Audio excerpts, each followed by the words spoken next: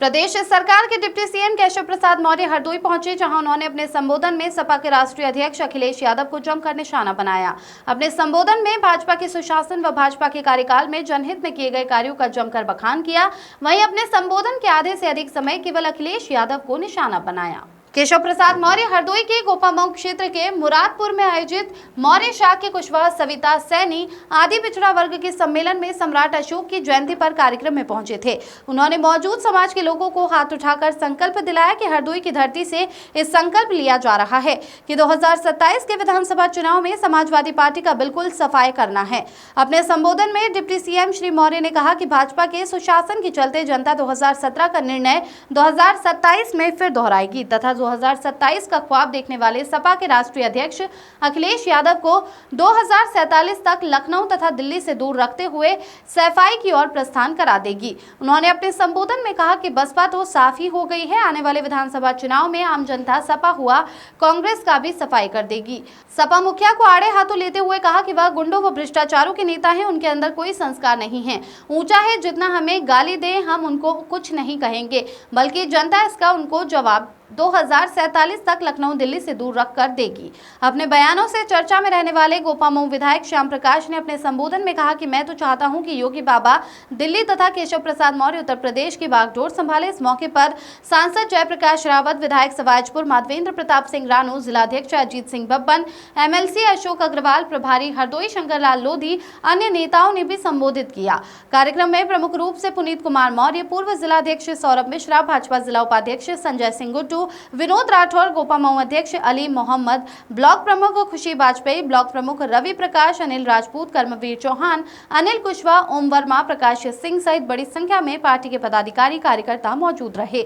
इसके अलावा सुरक्षा की दृष्टि से कई स्थानों की पुलिस बल लगाया गया।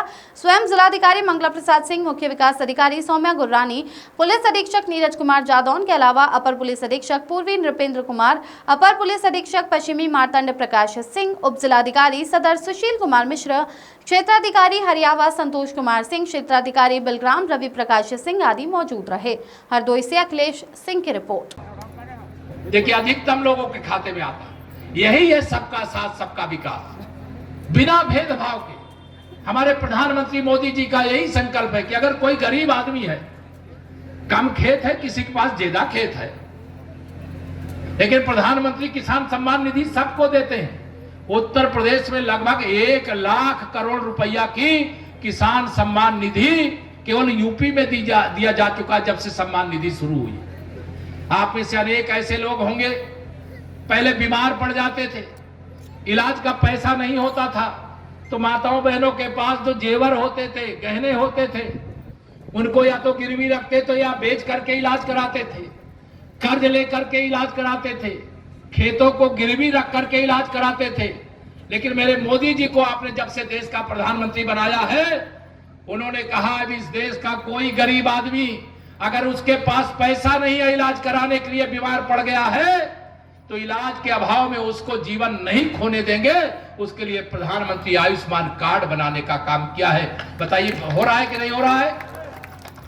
ये गरीबों के कल्याण के लिए, किसानों के कल्याण के लिए, गांव के विकास के लिए जितना शानदार काम पिछले 11 साल में, अभी मोदी जी तो तीसरी बार बने, अभी तो हम लोगों को आप सबके आशीर्वाद से 2047 तक सरकार में रहना है। जब तक विकसित भारत, विकसित उत्तर प्रदेश नहीं बना लेंगे, तब तक आपके आशीर्वाद के लिए प्रार्थना करते रहेंगे। उसके बाद हमें विश्वास है, हमें मांगने की आवश्यकता नहीं पड़ेगी, आप बिना मांगे ही हमको देते रहेंगे, ऐसा हमें विश्वास है। अच्छा काम करने वालों को आशीर्वाद देते कि नहीं देते लोग? तो अच्छा काम अगर हम करेंगे तो आशीर्वाद स्वाभाविक मिलेगा, और वह स्वाभाविक आशीर्वाद 2027 में ये सब बड़े बिलबिलाए हुए, सपा वाले हों, बसपा वाले तो खत्म ही हो गए, कांग्रेस वाले हों, ये देश भर में अभी कर्नाटका के अंदर कांग्रेस ने माननीय नरेंद्र मोदी जी के नेतृत्व में भारत दुनिया में नंबर 1 बनेगा। और अगर भारत दुनिया में नंबर 1 बनेगा तो देश में सबसे पहले कोई प्रदेश नंबर 1 बनेगा, तो वो उत्तर प्रदेश बनेगा। हमारी सरकार ने भेदभाव को खत्म करने के लिए सबका साथ सबका विकास का मंत्र दिया। गरीब कल्याण की योजनाओं में कोई भेदभाव नहीं किया। अगर प्रधानमंत्री आवास, मुख्यमंत्री आवास देने का काम हुआ तो भेदभाव होता है क्या कि हिंदू को देंगे मुसलमान को नहीं देंगे, अगर कोई मौर्य कुशवाहा है तो उसको देंगे और बाकी बिरादरी को नहीं देंगे, ऐसा होता है क्या? दोनों हाथ उठा बताओ, होता है क्या?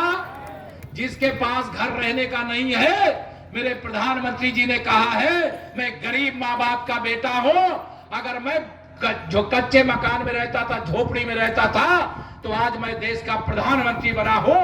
जो लोग देश को लूट रहे हैं, भ्रष्टाचार कर रहे हैं, उन भ्रष्टाचारियों से पाई पाई वसूल करके अपने देश के गरीबों की भलाई में लगा देने का काम करूंगा, उनको पक्का घर बना करके देने का काम करूंगा, उनको शौचालय बना करके देने का काम करूंगा, हर गरीब के घर में बिजली लगवाने का काम करूंगा, हर गरीब के घर में नल से जल पहुंचाने का काम करूंगा। ये हमारे प्रधानमंत्री जी का सपना। बताओ ये काम हो रहा है कि नहीं हो रहा है? आप बताओ, 2017 में हम लोग सरकार में आए थे यूपी में।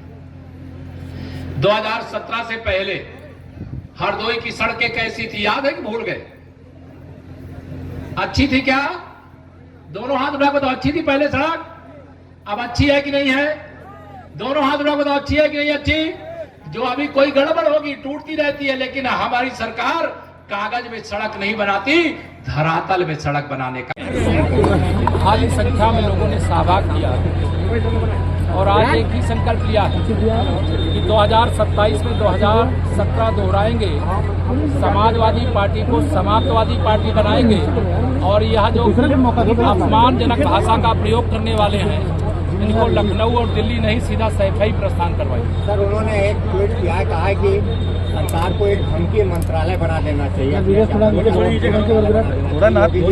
धमकी देने में बहुत तेज है। ये काम श्री अखिलेश यादव जी की पार्टी ने किया है और वही करते हैं। जैसे उनके संस्कार हैं वैसे उनके विचार हैं। हमारी सरकार गुंडों, अपराधियों, माफियाओं, दंगाइयों के साथ कोई समझौता नहीं करती है। अगर कोई अपराध करता है उसकी जांच करके उसके खिलाफ कानून सम्मत कठोर कार्रवाई की जाती है, ठोस पैरवी की जाती है।